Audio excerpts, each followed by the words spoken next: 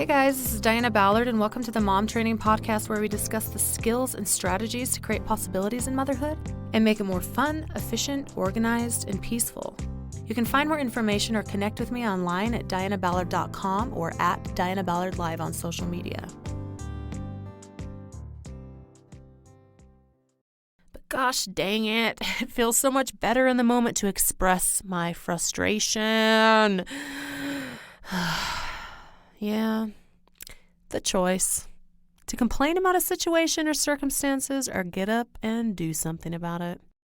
Now, I don't know about you, but that choice and question kind of ticks me off. Because it's literally choosing to put down my pride, the victim mentality, and choose what I know to be the right decision. And it's almost always not what I feel like doing.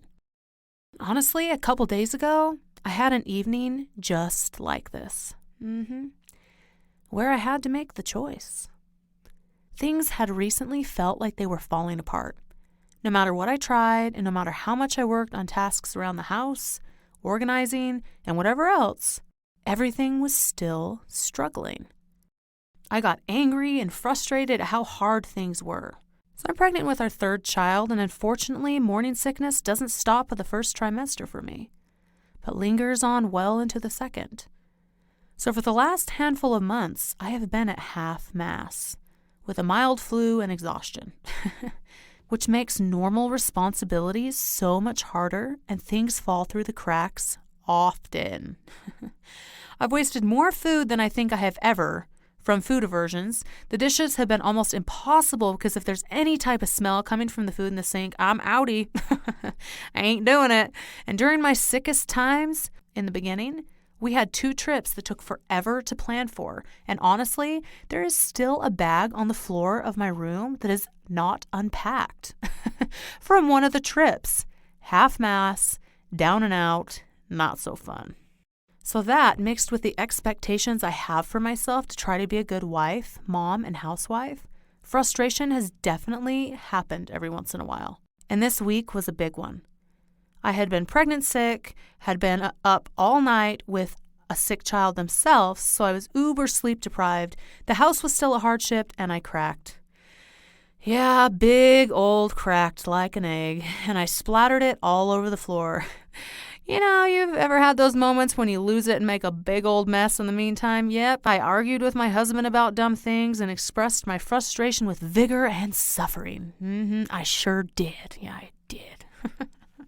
You know, maybe you've had one of those moments where you're so frustrated with a situation that we want to do everything that doesn't help the situation. Just out of, well, pooey and poo on this and that and everything else. You know. So I could have ran with that for the next couple hours or even the next couple days if I wanted to, but I had to make a choice. I could either be frustrated and try to self-sabotage this moment because it feels too hard and it's not fair, or I could go to bed right now, get enough sleep, and wake up to a new day with a new start and try the routine, cleaning, self-care, and preparation again.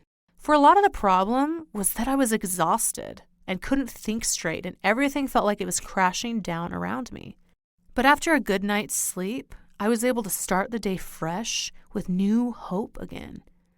I was able to do my journaling and spiritual study in the morning, which is highly helpful for my emotional mental state, plan out some things for the day, and even do a little work. Was there still a little frustration in the background? Yeah, but I made a choice to be proactive instead of destructive. I chose to do what would actually be productive, which was getting my little booty to bed and starting over the next morning with the same plan and routine I've been running and working on for a long time. And so thankful for my husband for encouraging me and literally pushing me into my room sometimes. Go to bed, Diana. Okay, I will. Okay, fine. Yeah.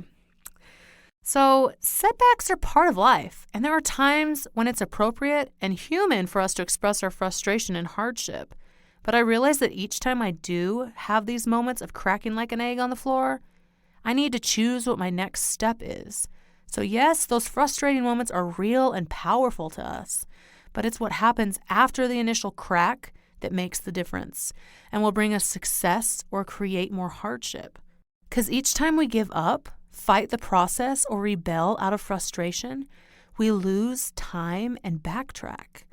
Sometimes it seems like struggles are never ending, like there's no way out and that we might not be able to handle the situation much longer.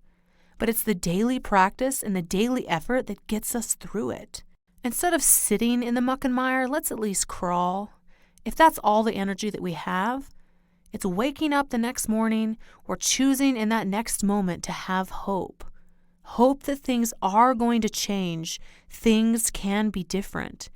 It's possible to learn new ways of doing things, refine our process in the home, get ourselves organized, and get out of the mess that sometimes we feel surrounded by. Because ladies, peace and joy is worth the effort, the continual tries over and over again.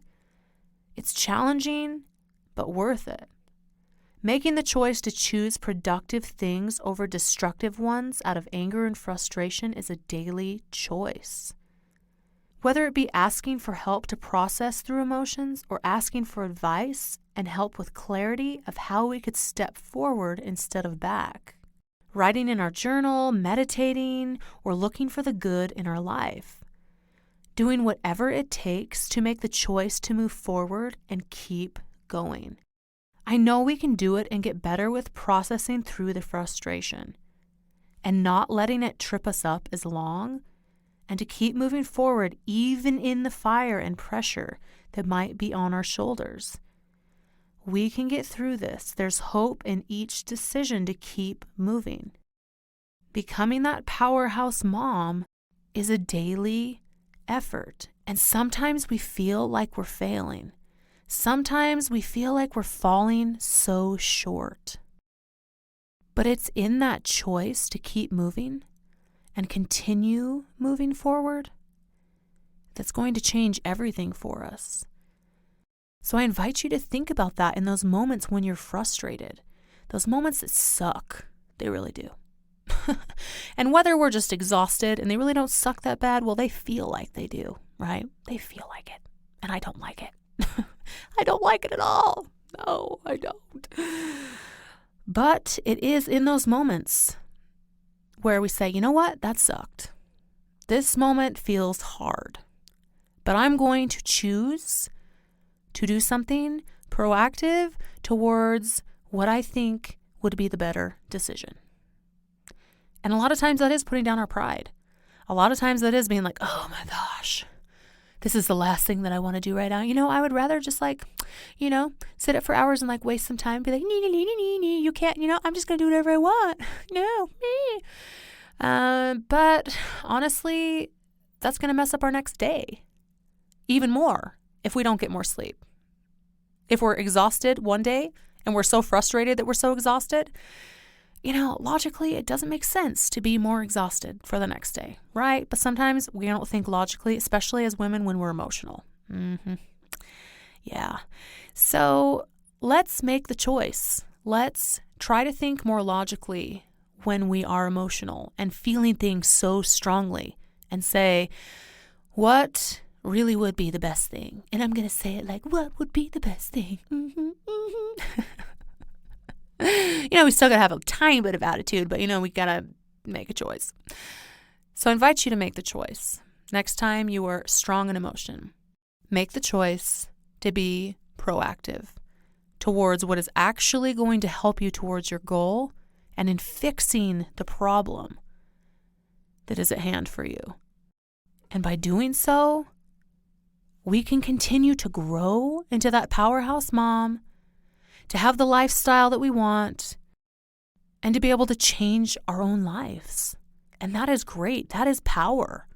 That is wonderful and excellent.